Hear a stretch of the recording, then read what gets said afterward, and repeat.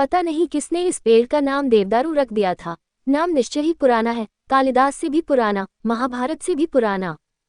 सीधे ऊपर की ओर उठता है, इतना ऊपर कि पास वाली चोटी के भी ऊपर उठ जाता है, एकदम द्युलोक को भेद करने की लालसा से।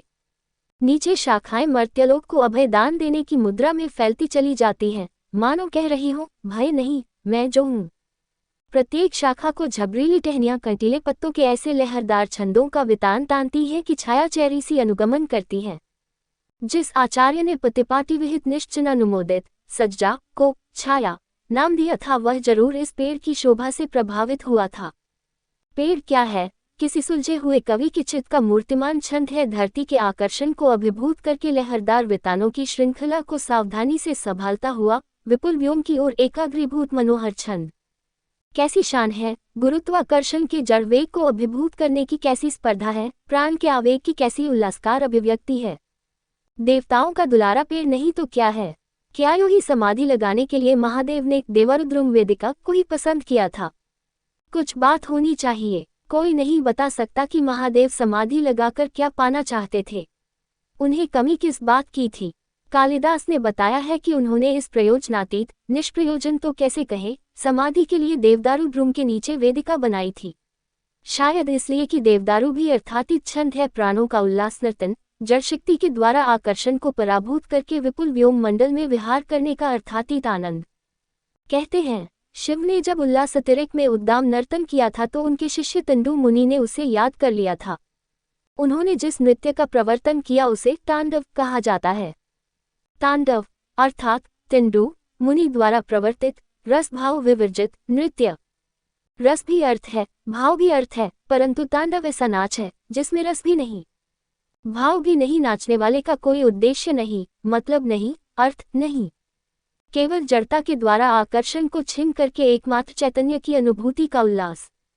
ये एकमात्र लक्ष्य ही उसमें छंद भरता है, इसी से उसमें ताल पर नियंत्रण बना रहता है। एकाग्रीभाव छंद की आत्मा है। अगर यह न होता तो शिव का तांडव बेमेल धमाचौकड़ी और लस्टम पस्टम उछल कूद के सिवा और कुछ न होता। तांडव की महिमा आनंदोमुखी एकाग्रता में है। समाधि भी एकाग्रता चाहती है। ध्यान धारणा और समाधि की एकाग्रता से ही योग सिद्ध होता है। बाह्य प्रकृति के द्वारा आकर्षण को छीन करने का उल्लास तांडव है। अंतः प्रकृति के असंयत फिनकाव को नियंत्रित करने के उल्लास का नाम ही समाधि है। देवदारू वृक्ष पहले प्रकार के उल्लास को सूचित करता है, शिव का निर्वाक निष्कंपित प्रदीप रूप दूसरे प्रकार के। दोनों में एक ही छंद है। शिव ने समझ बूझकर ही देवदारुद्रम की वेदिका को पसंद किया होगा। देवदारू के नीचे समाधिस्थ महादेव। तुक मिल रहा है, शानदार तुक। कौन कहता है कि कालिदास ने तुक मिलाने की परवाह नहीं की? मेरा मन कहता है कि कालिदास भी तुकाराम थे, तुक मिलाने के मौजी वागविलासी। मगर ये तुक बुरे किस्म के नहीं थे, ये तो निश्चित है। झगड़े रगड़े बगड़े डगड़े, ये भी कोई तुक है। मगर सारी दुनिया इसी तुक को तुक कहती आ रही है। कुछ न कुछ तो होगा ही। सारी दुनिया पागल नहीं हो सकती है। लेकिन ये भी सही है कि बात बात में तुक मिला करता है। अगर ऐसा ना होता तो बेतुकी हाँकने वालों को बुरा न माना जाता। जो लोग तुक की बात करते हैं वे शब्द की ध्वनियों का तुक तो नहीं मिलाते। फिर तुक है क्या? तुक वह है जो देवदारू की गगनचुंबी शिखा और समाधिस्थ महादेव की निवात निष्कम प्रदीप की ऊर्ध्वगामिनी ज्योति में है। अर्थात तुक अर्थ में रहता है। ध्वनि साम्य के तुक में कुछ न कुछ अर्थचारुता होनी चाहिए। ध्वनि साम्य साधन है, तुक अर्थ का धर्म होना चाहिए। मगर कहना खतरे से खाली नहीं है। किसी नए आलोचक ने अर्थ को लय की वकालत की है। मैं अच्छी तरह जानता हूं कि सारी पंडित मंडली उस गरीब पर बरस पड़ी है। अगर तुक अर्थ में मिल सकता है तो लय क्यों नहीं मिल सकता? मेरे अंतर्यामी कहते हैं कि तुक तो अर्थ में नहीं रहता है, लय नहीं रहता। बहुत से लोग अंतर की आवाज को आंख मूंदकर मान लेते हैं। मैं नहीं मान पाता। आंखें खोलने पर भी यदि अंतर की आवाज ठीक जचे तो मान लेना चाहिए, क्योंकि उस अवस्था में भीतर और बाहर का तुक मिल जाता है। शिवजी ने अंतर और बाहर का तुक मिलाने के लिए ही तो देवदारू को चुना था। अंतर्यामी भी बहिर्यामी के साथ ताल मिलाते रहे, यही उचित है। महादेव ने आंखें मूंद ली थी, देवदारू ने खोल रखी थी। महादेव ने भी जब आंख खोल दी तो तुक बिगड़ गया, छंदोभंग हो गया। त्रैलोक्य को मद्विह्वल करने वाला देवता भस्म हो गया। उसका फूलों की तूणीर जल गया, रत्नजटित धनुष टूट गया। सब गड़बड़ हो गया। सोचता हूँ उस समय देवदारू की क्या हालत हुई होगी। क्या इतनी ही फकराना मस्ती से झूम रहा होगा? क्या ऐसा ही बेलौस खड़ा होगा? शायद हाँ, क्योंकि शिव की समाधि टूटी थी, देवदारू का तांडव रस भाव विवर्जित महानृत्य नहीं टूटा था। देवता की तुलना में भी निर्विकार रहा काठ बना हुआ। कौन जाने इसी कहानी को सुनकर किसी ने इसे देवता का काठ देवदारू नाम दे दिया हो। फक्कर हो तो अपने लिए हो बाबा, मनुष्य के लिए तो निर्काठ हो, दया नहीं, माया नहीं, आसक्ति नहीं, निरिकाठ। ऐसों से तो देवता ही भला, कहीं न कहीं उसमें दिल तो है, मगर यह भी कैसे कहा जाए। देवता के दिल होता तो लाज शर्म भी होती, लाज शर्म होती तो आंखों की पलकें भी झपती। लेकिन देवता है कि ताकता रहता है, पलक उसकी झपती ही नहीं। एक क्षण के लिए उसने आंखें मूंदी कि अनर्थ हुआ। बहुत सावधान, सदा जागृत। अलबत्त महादेव इन देवताओं से भिन्न थे। जहां आंखें झुकनी चाहिए वहां उनकी आंखें झुकती थी, जहां टकटकी बंधनी चाहिए वहां बंध जाती थी। पार्वती जब वसना पुष्पों के आभरण से सजी हुई संचारिणी पल्लविनी लता की भांति उनके सामने आई, तो उनके पार्वती बिंबफल के समान अधरोष्ठ वाले मोहक मुख पर उनकी टकटकी बंध गई। फिर उनकी आंखें झुकी भी। वे मनुष्य के समान विकारग्रस्त हुए। वे देवताओं में मनुष्य थे महादेव। उस दिन देवदारू चूक गया। वह सब देखता रहा। इतना बड़ा अनर्थ हो गया और आपने अवधूतपन का बाना नहीं छोड़ा। वह महावृक्ष नहीं बन सका, देवदारू बन गया। आंखें खोले रहना भी कोई तुक की बात है। महावृक्ष वनस्पति होते हैं जिनमें भावुकता तो नहीं पर सार्थकता होती है, जो फूल तो नहीं देते पर फल देते हैं, अपुष्पा फलवन। तो ये देवदारू चूक गया, वनस्पति की मर्यादा से वंचित रह गया। तो क्या हुआ? ये सब मनुष्य की आत्म केंद्रित दृष्टि का प्रसाद है। देवदारू को इससे क्या लेना देना? वह तो जैसा है ऐसा बना हुआ है। तुम उसे वनस्पति कहो या देवता का काठ कहो, तुम्हें अच्छा लगता है तो अच्छा नाम देते हो, बुरा लगता है तो बुरा नाम देते हो। नाम में क्या धरा है? मुमकिन है इसका पुराना नाम देवतरु हो। देवता का तरु नहीं, देवता भी और तरु भी। देव होकर वह छंद है, तरु होकर अर्थ है। छंद समष्टिव्यापिनी जीवन गति के समानांतर चलने वाले व्यष्टिगत प्राणवेग का नाम है। अर्थ समाज स्वीकृत प्राप्त संकेत हुआ करता है। जहां बैठकर लिख रहा हूं वहां ऊपर और नीचे पर्वत पृष्ठ पर देवदारू वृक्षों की सोपान परंपरा सी दिख रही है। कैसी मोहक शोभा है। वृक्ष और भी हैं, लोगों ने नाम भी बताए हैं, पर सब छिप गए हैं। दिखते हैं आकाशचुंबी देवदारू। ऐसा लगता है कि ऊपर वाले देवदारू वृक्षों की फुंगी पर से लुढ़का दिया जाऊं तो फुंगियों पर ही लौटता हुआ हजारों फीट नीचे तक जा सकता हूं अनायास। पर ऐसा लगता ही भर है। भगवान करे कोई सचमुच लुढ़का दे, हड्डी पसली चूर हो जाएगी। जो कुछ लगता है वह सचमुच हो जाए तो अनर्थ हो जाए। लगने में बहुत सी बातें लगती हैं, इसलिए कहता हूं कि लगना अर्थ नहीं होता, कई बार अनर्थ होता है। अर्थ वास्तविकता है, वास्तविक जगत की सच्चाई है। लगता है सो मन का विकल्प है, अंतर जगत की स्पृहा मात्र है, छंद है। दोनों में कहीं ताल तुक मिल जाता तो काम की बात होती। नहीं मिलता, ये खेद की बात है। ताल तुक मिलना अर्थ है, न मिलना अनर्थ है। प्रत्येक व्यक्ति के मन में कुछ न कुछ लगता ही रहता है। मजेदार बात यह है कि व्यक्ति का लगना अलग अलग होता है। अलग अर्थात जो न लगे, लगता है पर नहीं लगता, ये भी कोई तुक की बात हुई। तुक की बात तब होती जब लगना अलग, लगना न होता। इसीलिए कहता हूं कि तुक अर्थ में होता है। जिसने इस पेड़ का नाम देवदारू दिया था उसे क्या लगा था, कह नहीं सकता। बात औरों को भी कमोबेग लगी होगी, तभी सबने मान लिया। जो सबको लगे सो अर्थ, एक को लगे बाकी को न लगे तो अनर्थ। अलगाव को ही पुराने आचारों ने पृथकत्व बुद्धि का नाम दिया है, और भी समझा कर कहा है कि यह अलगाव मैंपन है, अहंकार है। इधर कवि लोग हैं, उन्हें कि हमेशा कुछ देखकर कुछ न कुछ लगता ही रहता है। खुलेआम कहते हैं कि मुझे ऐसा लग रहा है। दुनिया की ओर भी देखो, वह तुम्हें पागल कहेगा। पागल को भी तो कुछ न कुछ लगता रहता है, मगर दुनिया को देखता हूं तो हैरत में पड़ जाता हूं। कवि को जो कुछ लगता है उसका वाह वाह करके उसे सिर उठा लेती है। कुछ समझ में नहीं आता। हाँ ही बौई बिरह बस के बौं सब गांव।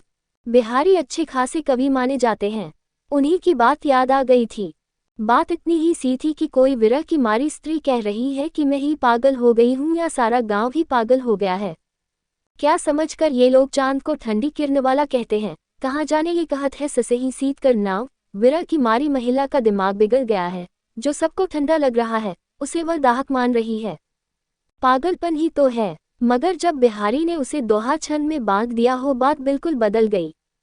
हाय हाय, कैसी विरह वेदना है कि उस सुकुमार बालिका को चांद भी गर्म मालूम पड़ता है। हृदय के भीतर जलने वाली विरहाग्नि ने उसे किसी काम का नहीं छोड़ा। हे भगवान, तुम ऐसा कुछ नहीं कर सकते कि सारे गांव के समान इस बालिका को भी चंद्रमा उतना ही शीतल लगे जितना औरों को लगता है। अर्थात विरहिणी की दारुण व्यथा अब सबके चित्त की सामान्य अनुभूति के साथ ताल मिलाकर चलने लगी। पागल का लगना एक का लगना होता है, कवि का लगना सबको लगने लगता है। बात उलटकर कही जाए तो इस प्रकार होगी, जिसका लगना सबको लगे वह कवि है, जिसका लगना सिर्फ उसे ही लगे औरों को नहीं वह पागल। लगने में भी भेद है। जो सबको लगे वह अर्थ है, जो एक को ही लगे वह अनर्थ है। अर्थ सामाजिक होता है। मगर देवदारू नाम केवल नाम ही नहीं है। मैंने अपने गांव के एक महान भूत भगावन ओझा को देवदारू की लकड़ी से भूत भगाते देखा है। आजकल के शिक्षित लोग भूत में विश्वास नहीं करते, वे भूत को मन का वहम मानते हैं। पर गांव में भूत लगते मैंने देखा है, भूत भागते भी देखा है, भूत भी लगता है। सब लगालगी वहम ही होती होगी, आंखों को भी। बिहारी जानते थे, कह गए हैं लगालगी लोचन करें नाहक मन बध जाए। नाहक अर्थात बेमतलब, निरर्थक। हमारे गांव में एक पंडित जी थे, अपने को महाविद्वान मानते थे। विद्या उनके मुंह से फचाफा निकला करती थी। शास्त्रार्थ में वे बड़े बड़े दिग्गजों को हरा देते थे। विद्या के जोर से नहीं, फचाहट के आघात से। प्रतिपक्षी मुंह पोंछता हुआ भागता था। अगर कुछ कहने का हुआ तो दैहिक बल से जय पराजय का निश्चय होता था। मेरे सामने ही एक बार खासी गुत्थमगुत्थी हो गई।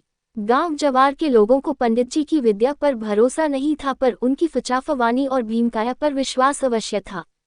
शास्त्रार्थ में पंडित जी कभी हारे नहीं। कम लोग जानते हैं कि शास्त्रार्थ में कोई हारता नहीं, हराया जाता है। पंडित जी के यजमान जम के उनके पीछे लाठी लेकर खड़े हो जाते थे तो उनकी विजय निश्चित हो जाती थी। पंडित जी केवल बड़े दिग्गज विद्वानों को ही नहीं, आसपास के भूतों को भी पराजित करने में अपना प्रतिद्वंद्वी नहीं जानते थे। गायत्री का मंत्र जो उनके मुंह से आल्हा जैसा सुनाई देता था और देवदारू की लकड़ी उनके अस्त्र थे। एक बार वे बगीचे से गुजर रहे थे, घोर अंधकार, भयंकर सुनसान।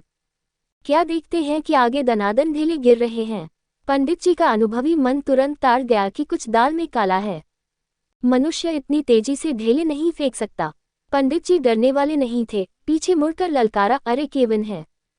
केवन अर्थात कौन? पीछे मुड़कता घोड़े पर चढ़ा चला आ रहा था, टप टप टप। यहाँ पाठकों की जानकारी के लिए बता दूं कि एक बार मैंने अपने गांव में भूतों के जाति भेद की जांच की थी। कुल 23 किस्म के हैं। मुड़कट्टा एक भूत ही है, मुना नहीं है। छाती पर 2 आंखें मशाल की तरह जलती रहती हैं। घोड़े पर चढ़कर चलता है। सो पंडित जी से उलझने की हिमाकत की इस मुड़कट्टे ने। डरने वाला कोई और होता है। पंडित जी ने जूता उतार दिया। वह गायत्री मंत्र के पाठ में बाधक था। झमाझम गायत्री पढ़ने लगे। देवदारू की लकड़ी मुट्ठी में थी। दे रद्दे पर रद्दा। बेचारा मुड़कट्टा त्राही त्राही कर उठा। अब की बार छोड़ दो पंडित जी, पहचान नहीं सका था। अब फिर ये गलती नहीं होगी। आज मैं तुम्हारा गुलाम हुआ। पंडित जी का ब्राह्मण मन पसीज गया। नहीं तो ये सारे गांव जवार का कंटक समाप्त हो गया होता। मैंने ये कहानी स्वयं पंडित जी के मुंह से सुनी थी। अविश्वास करने का कोई उपाय नहीं था, फर्स्ट हैंड इन्फॉर्मेशन था। उस दिन मेरे बालचित पर देवदारू की धाक जम गई थी। अब भी क्या दूर हुई है। आज देवदारू के जंगल में बैठा हूँ।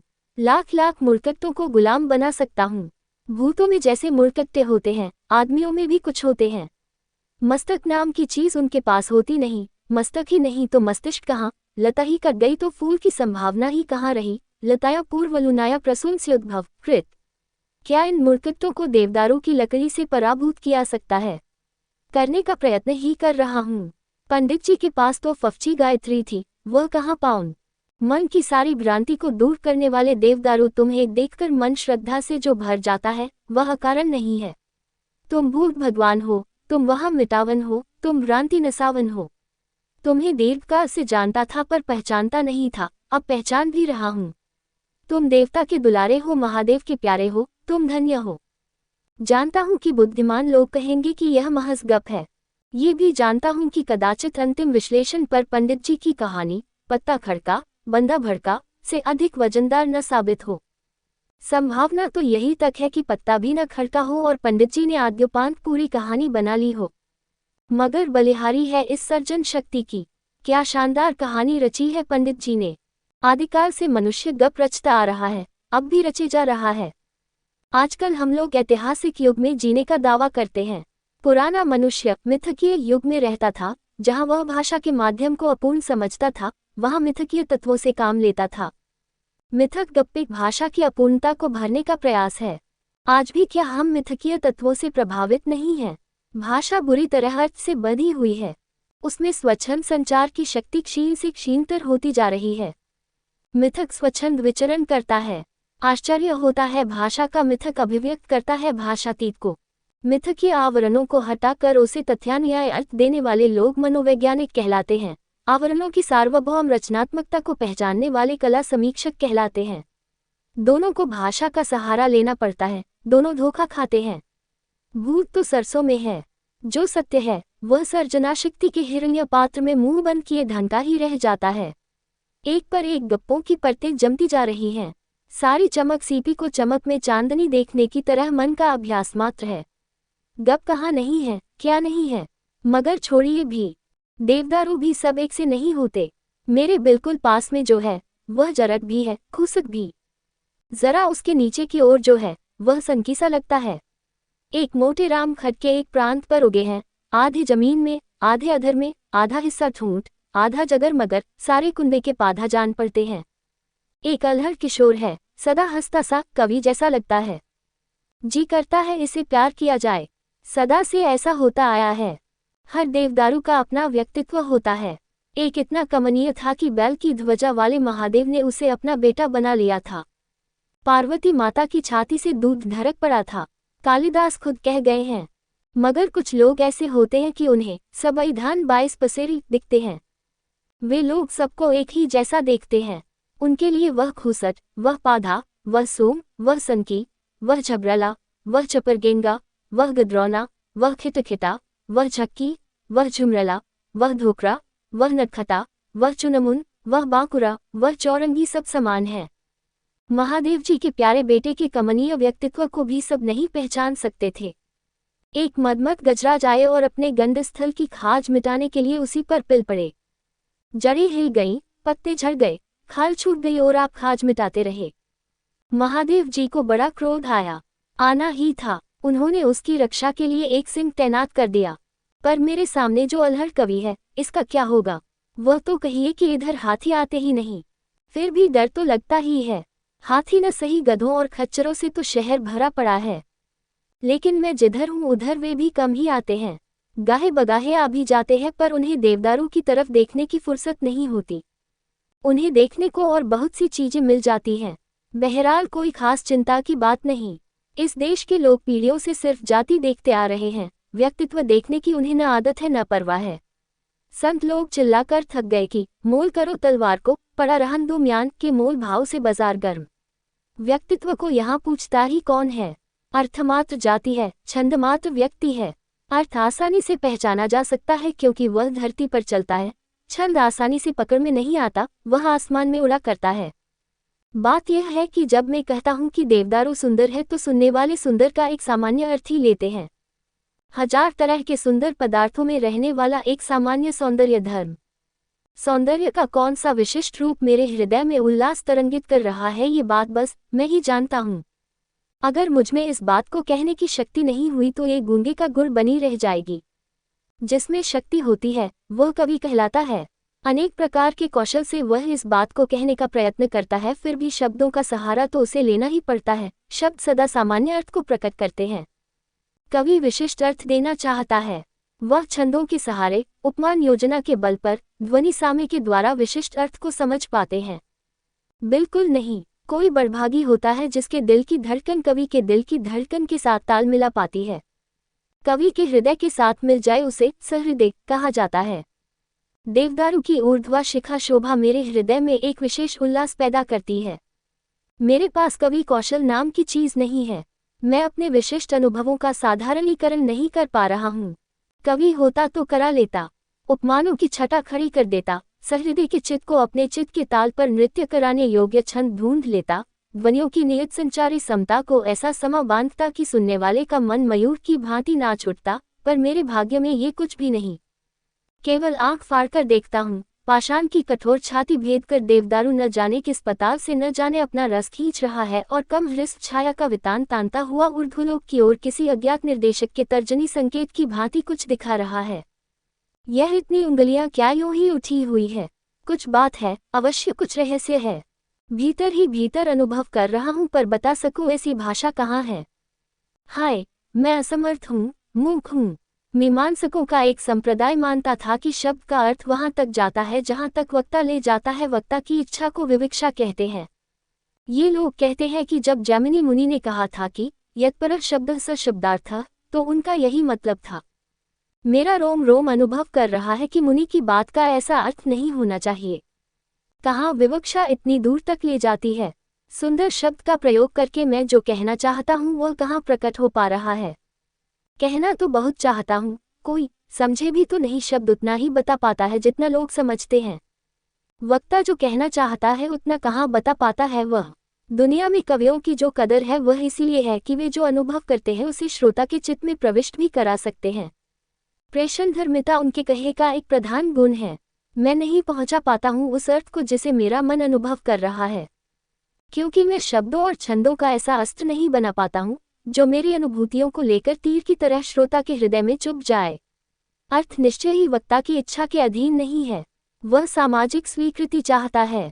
उसमें लय नहीं, संगीत नहीं, गति नहीं, वह स्थिर है। शब्दों के गतिशील आवेग से वह हिलता है, भर भराता है, नए नए परिवेश में सजता है और तब कहीं नया पैदा करता है। अर्थ में लय नहीं होता, वह लय के सहारे नया अर्थ देता है। लेकिन देवदारू है शानदार वृक्ष। हवा के झोंकों से जब हिलता है तो इसका अभिजात्य झूम उठता है। कालिदास ने इसी हिमालय के उस भाग की जहाँ से भागीरथी के निर्झर झरते रहते हैं, शीतल मन सुगंध पवन की चर्चा की थी। उन्होंने शीतलता को भागीरथी के निर्झर सीकरों की देन कहा, सुगंधी को आसपास के वृक्षों के पुष्पों के संपर्क की बदौलत घोषित किया, लेकिन मंदी के लिए मोहकंपित देवदारू को उत्तरदायी ठहराया। देवदारू के बारंबार कंपित होते रहने में एक प्रकार की मस्ती अवश्य है। युग युगांतर की संचित अनुभूति न ही मानो यही मस्ती प्रदान की है। जमाना बदलता रहा है, अनेक वृक्षों और लताओं ने वातावरण से समझौता किया है, कितने ही मैदान में जा बसे हैं और खासी प्रतिष्ठा प्राप्त कर ली है, लेकिन देवदारू है कि नीचे नहीं उतरा, समझौते के रास्ते नहीं गया और उसने अपनी खानदानी चाल नहीं छोड़ी। झूमता है तो ऐसा मुस्कुराता हुआ मानो कह रहा हूँ, मैं सब जानता हूँ, सब समझता हूँ। तुम्हारे करिश्मे मुझे मालूम है, मुझसे तुम क्या छिपा सकते हो? मोते दुरहो कहा सजनी निहुरे निहुरे कहूँ ऊँट की चोरी। हजारों वर्ष के उतार चढ़ाव का ऐसा निर्मम साथी दुर्लभ है।